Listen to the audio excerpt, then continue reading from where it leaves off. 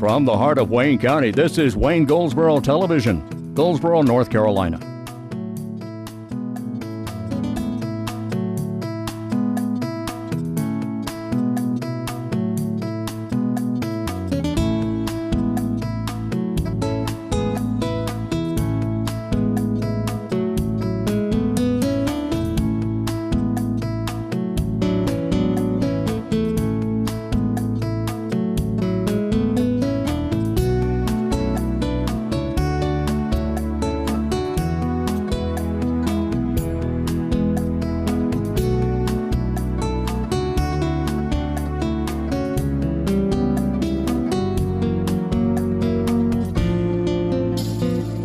Today is Monday. It's the 23rd of the month of May. Thank you for being with us.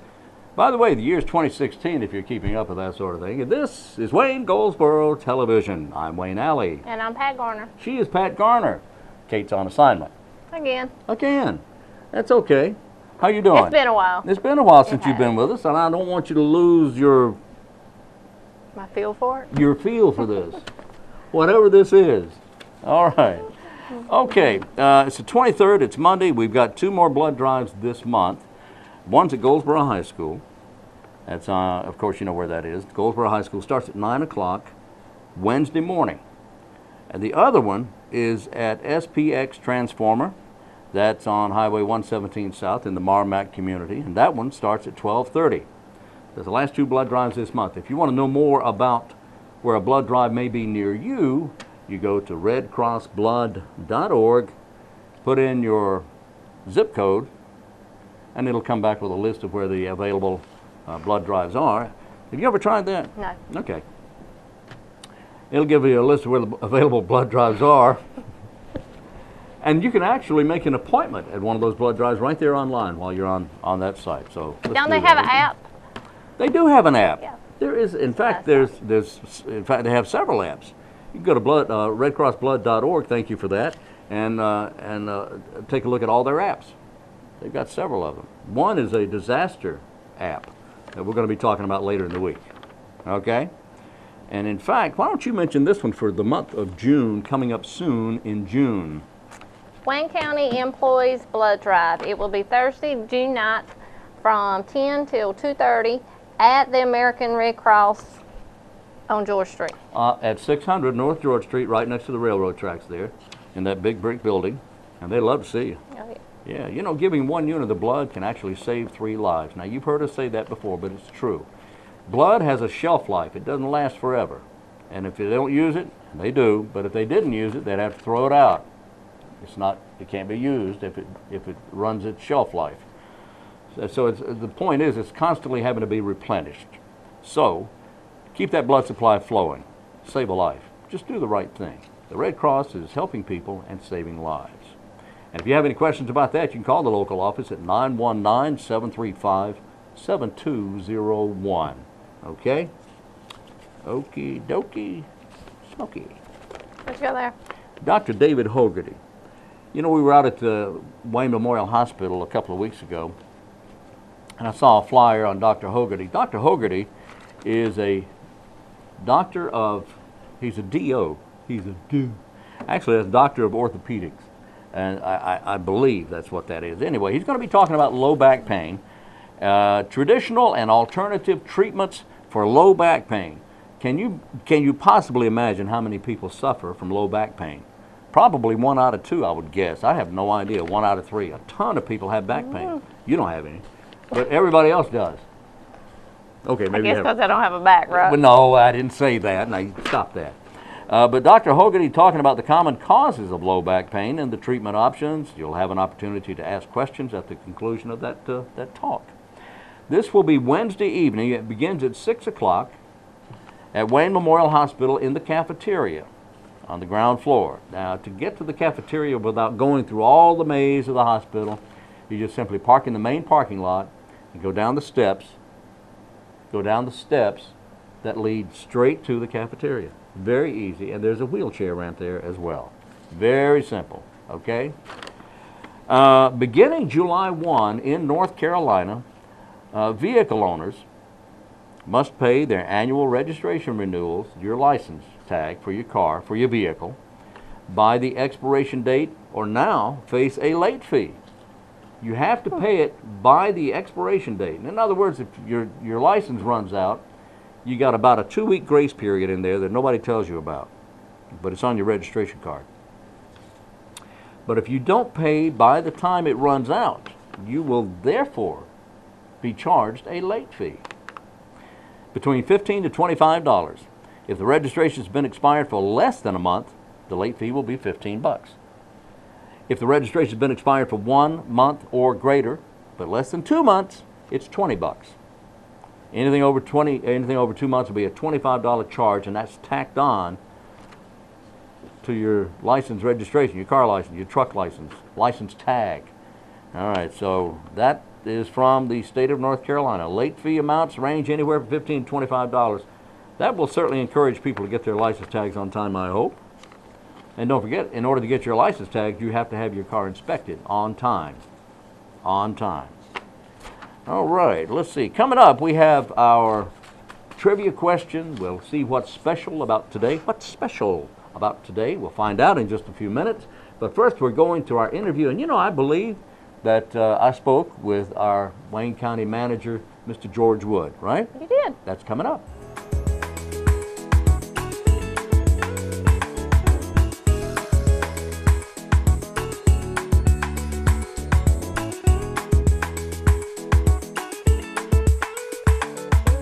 Today we welcome County Manager George Wood to the studio, and it sure is a pleasure to have you back with us. Glad to be here, Wayne. You doing okay? Doing good. Man, I'll tell you what, the county is humming.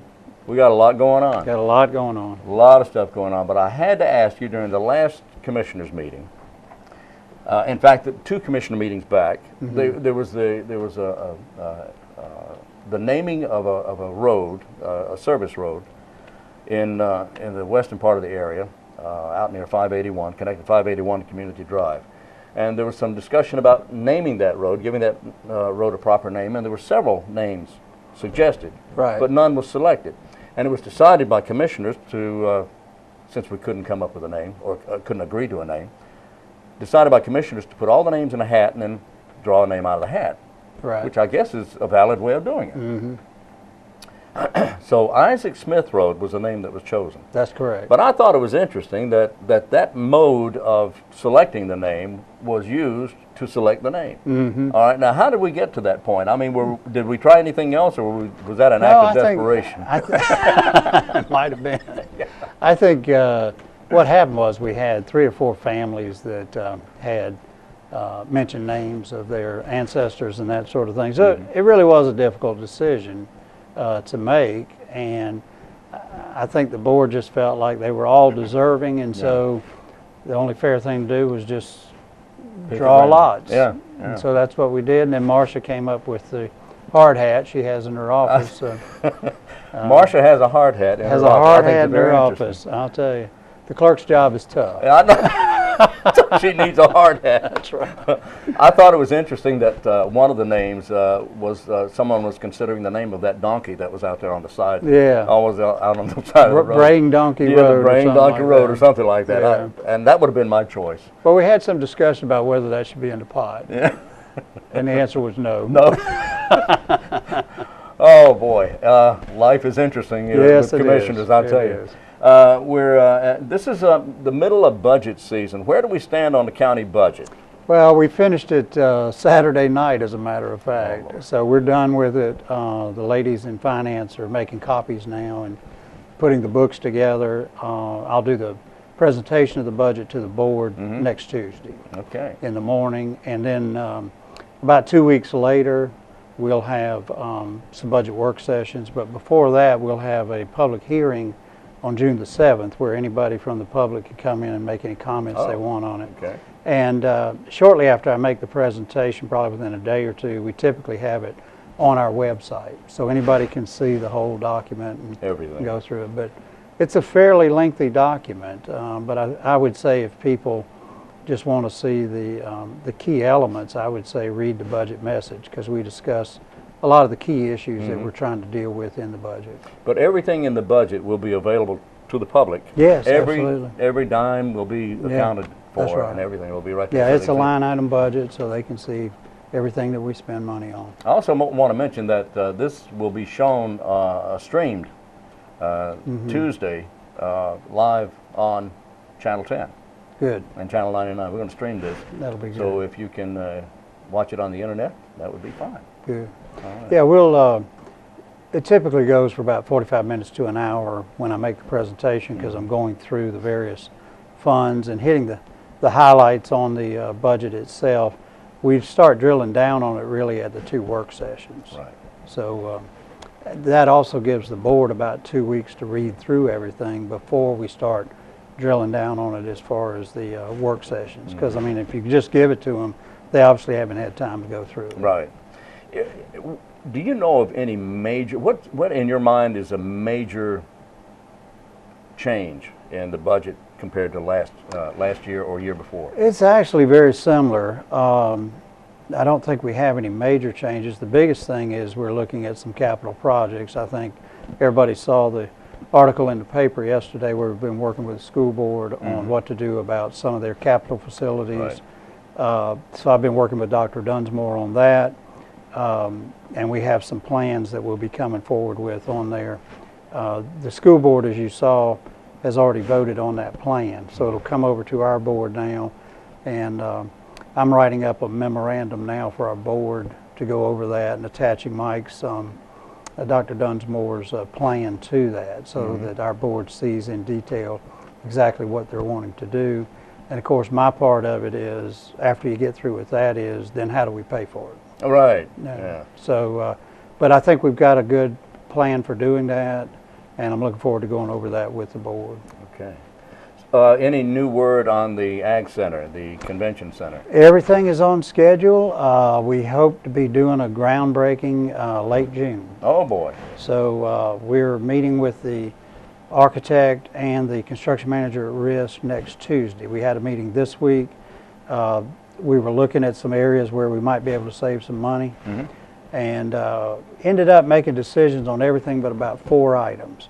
So they're going to come back with our committee Tuesday, and we'll pull the trigger on those, make those decisions, and at that point we've pretty much finished the design, and then the architect will finish up with the detailed plans at that point.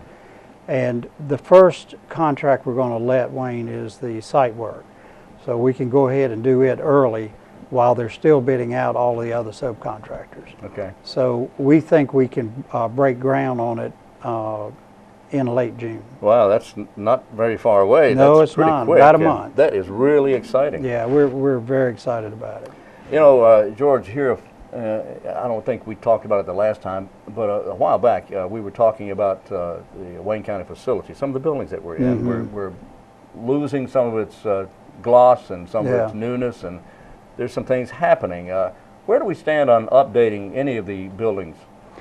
Well, we're one of the things we're doing right now is our DSS department is overcrowded, but we had been leasing out 3 floors of the Borden building to East Point, and while at the same time I had a totally overcrowded DSS department. DSS was in 3 floors of that, East Point was in the other 3. So their lease was coming up, and we went to the board, and the board agreed. We informed them we were not going to extend it because we need that space for DSS. Right. So we're going to pick up 3 floors there. That'll help with the overcrowding on the DSS. Right. We've got a number of projects that we're looking at, but the biggest thing right now is, as you said, is the Maximal Regional Agricultural Convention Center. That will replace our cooperative extension offices, USDA, and Soil and Water. In addition, of course, it'll give us a convention center that we've never had before, also a farmer's market out there. So we're excited about that project. That will allow us to then move some folks out of some fairly old facilities there.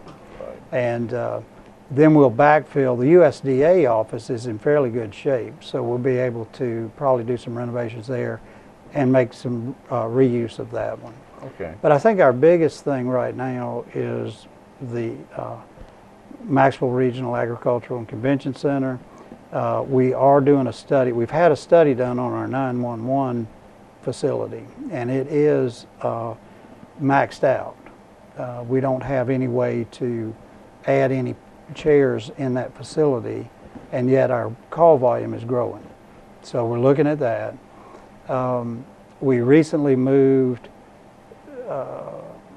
Wayne Net, which is our non-emergency medical transport operation.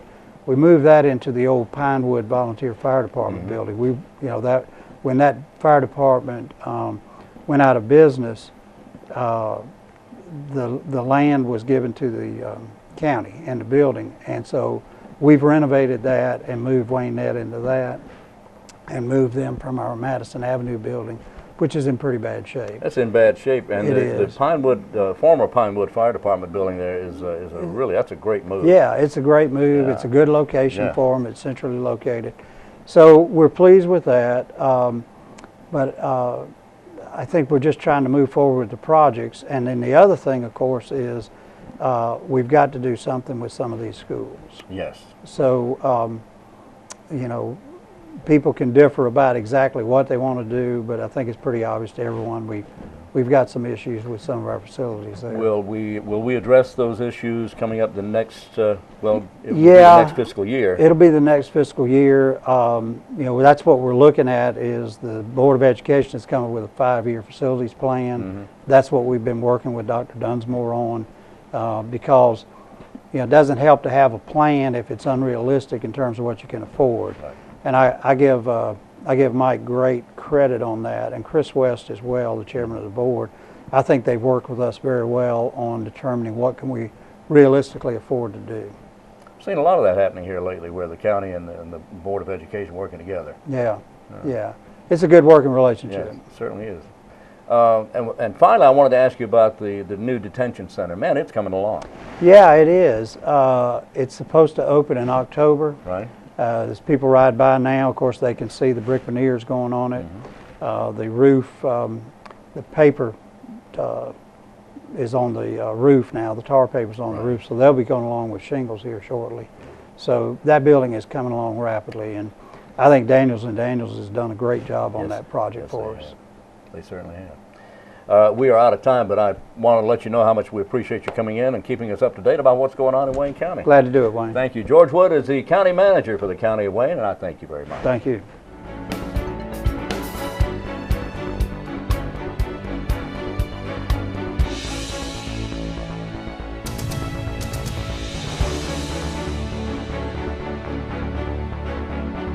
We're back on Wayne Goldsboro Television. Thank you for being with us, and a quick reminder, this program runs at 7 a.m. every day, Monday through Friday. The show then repeats at noon, and then the show again repeats at 5:30 p.m. So if you happen to miss something, there's a chance you can get it later in the day. Also, it repeats on the weekends as well, 4 times. Yeah, look it up, because you can look it up on our schedule. And where do you find our schedule? It is at WayneGov.com. WayneGov.com. And where do you find it? And if you go to the Public Affairs page, it is in the lower right-hand corner. Okay. So you go to the Public Affairs page, and it's in the lower right-hand corner. Now, to get to the Public Affairs page, you open WayneGov.com. You click on Government, right? Yes. Click on Government, and there's a list of all the departments and agencies of Wayne County. You find Public Affairs, and that's us. That's it. That's it. Okay. Today is a special day because today is the 23rd. Wow! It is World Turtle Day. Wow. Who's your favorite turtle? Me too. I've got a... I can't... There's so many. Okay. I could say Wayne Alley. Okay. But today is also... National Taffy Day. I didn't realize Taffy had her own day. We want to give a shout out to Taffy Tamlin, living down in the Charleston area. Hey, and but she has her own day. Maybe it's not the same thing. Oh.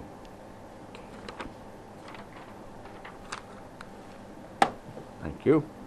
And the trivia question for today I just had here. Here we go. We got our trivia question. I'll ask the question and give you the answer in the next segment. Can we do that? Yeah. Oh boy. What's the topic? Well, I was going to go to physics, but maybe not. No, go to something else. Okay. Okay. Okay. Go to England. There you go. Oh, okay. Here's a good question for you. Category is England. By what name? Okay, by what name do we know the American flag? We know it as Old Glory, the Star Spangled Banner. We know it as by many names, right? Well, by what name do we know the English flag? By what name is it commonly known? It may have more than one, but everybody knows the English flag by this name. Okay? Tell you in the next break, okay? That's the trivia question for today. Ta-da! Monday, the 23rd. By the way, don't forget tonight, the big patriotic show at the Paramount Theater with the community concert band conducted by Roger Walker. And I hope you're able to attend. Lots of great march music, great patriotic music, and a choir there as well. That's going to be fantastic. And admission is free. It is tonight at 7 o'clock. Okay, let's go to our next interview on Wayne Goldsboro Television.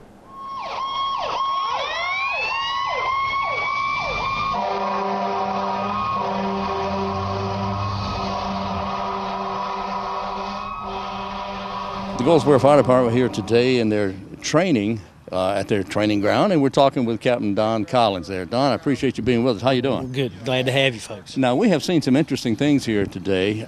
Tell us what we did see.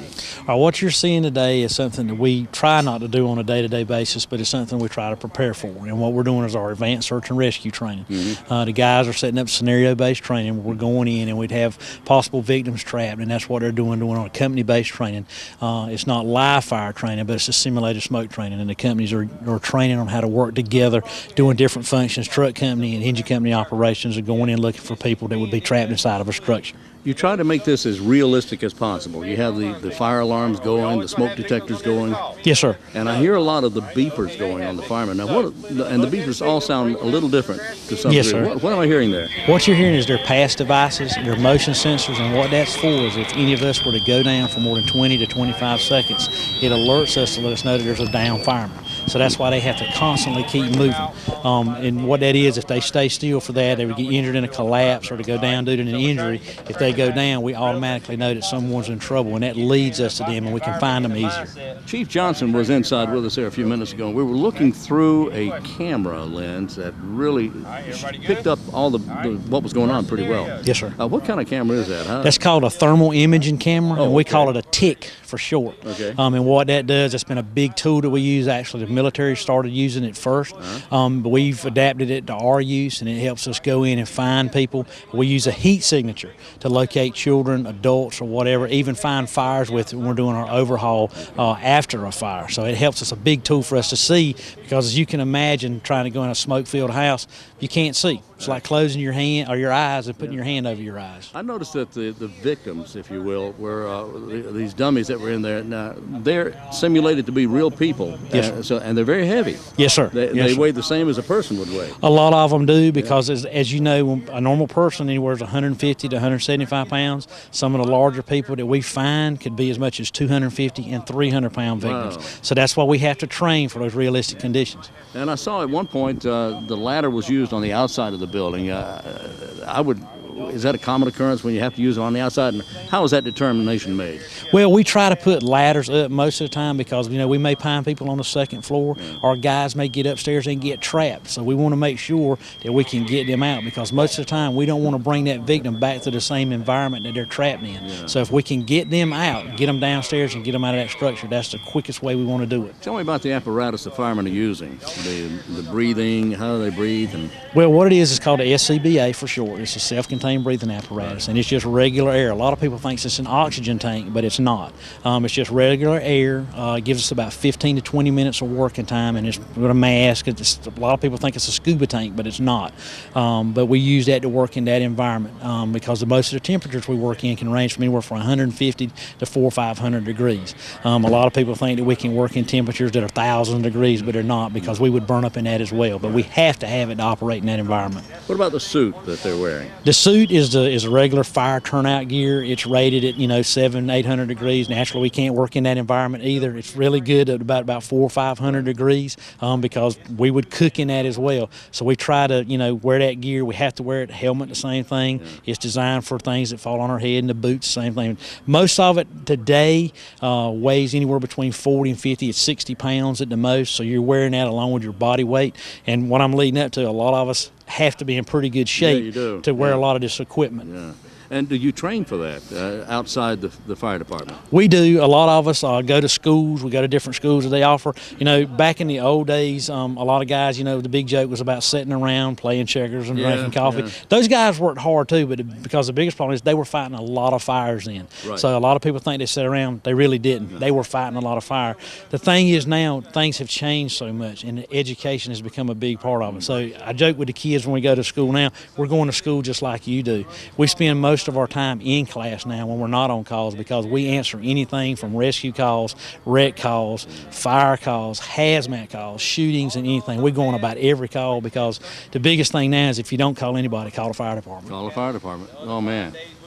So tell me about smoke detectors. How important are smoke detectors? Smoke detectors are very important. A lot of people think carbon monoxide detectors are the big thing, but smoke detectors are the most important thing you need to have in your home, and we're still pushing every 6 months, change the battery. Change the battery. Yes, sir. Pick a date, whether it's... either changing your clock, change your battery. Right. That's still the old slogan. That's the big thing. If you don't think it needs it, take and use it in your X1 controller or something. Just change the battery. That's very important. Yeah, that is important. And what's the battery cost? $3-4. If that, you can buy a pack of them for that. Yeah, that's right. So what's a life worth? More than a battery. That's more for than sure. A battery. That's a fact. So you would encourage people to use smoke detectors, of course. Now, what about when should someone call the fire department? I mean, is there a point that they say, well, we're beyond that point, let's call somebody? Well, any time that you feel there's an emergency. I mean, if you feel like, hey, I really need to call somebody, call the fire department. Naturally, we want to kind of dissuade you from doing that if it's nothing. Right. But if you feel like that, hey, you got a problem. We have a lot of elderly people. Some people just don't know what to do, then, call us. I mean, we've had people call us for water in their house. But, if they don't know who else to call the fire department. But, if it's a true emergency, naturally, call us. Right. What causes how do most fires start in a home? Well, it used to be it was smoking. A lot of times it's electrical. The biggest thing we're finding now is cooking fires. That's still the big one. Yep, cooking fires. Yep. Unattended cooking. People get distracted, walk away from it for a moment. Yes, sir. And it just takes off. Yep. It doesn't take long for everything to catch, does it? No, it doesn't. The average time now is maybe 2 to 3 minutes.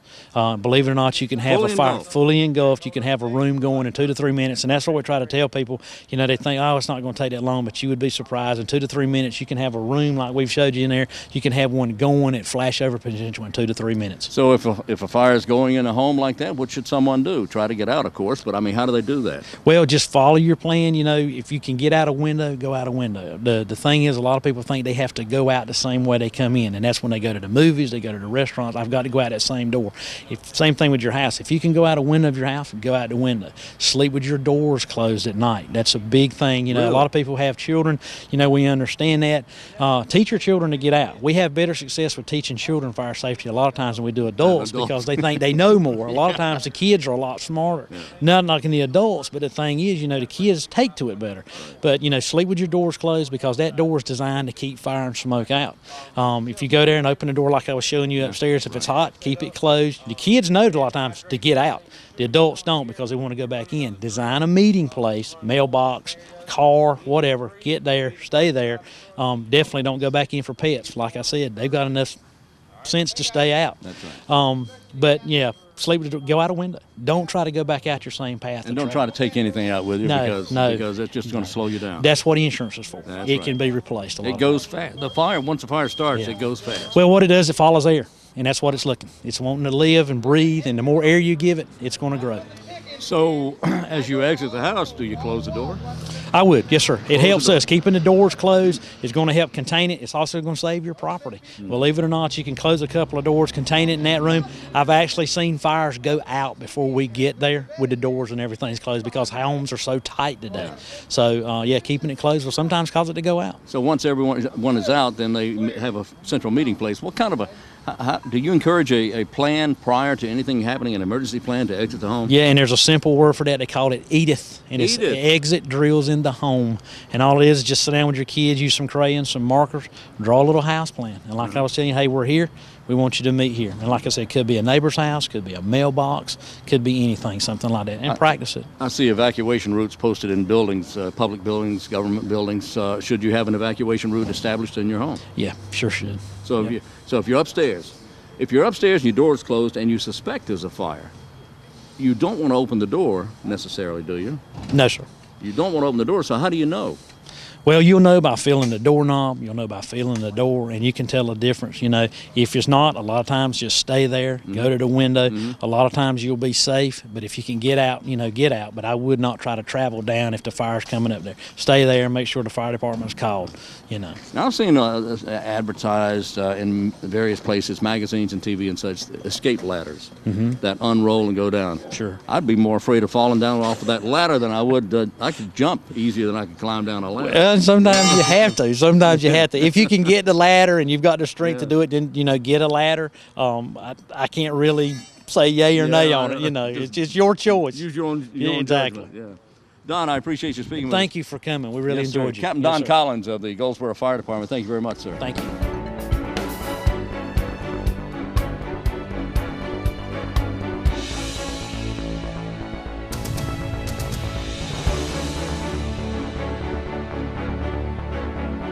We're back on Wayne Goldsboro Television. What a great piece there on the Goldsboro Fire Department. Really enjoyed their having us out there at the training session, and we're going to do more with the fire department as well. Thanks to the Goldsboro Fire Department, Assistant Chief Lisa Johnson and Captain Don Collins for letting us know what was going on. And I want to go back out there again. That was very interesting. We'll have to suit you up next time I don't think so. as a fireman. No, I'm not suited for that. Okay. But we do have a blood drive again, and you talked about this a little while ago, but this is for Wayne County employees at the Red Cross office on June 9th, beginning at 10 o'clock. And it would help if you called to make an appointment, okay? Okay, and we talked about that, and we talked about that. Now, coming up on June 13th at the Wayne County Museum at 116 North William Street, Chris is doing a great job over there. Chris Lawson is the interim director. And he has lined up 2 murder stories. 2 murder stories. And the title is Notorious Wayne County Murders. There's 2 of them. Now, one of them was held with Sherwood Williford, telling the story back on May 19th. But now this one is coming up June 13th, and it's to be presented by Mr. David Wheel himself. It begins at 7 o'clock. It's free of charge at the Wayne County Museum. This is a very interesting program.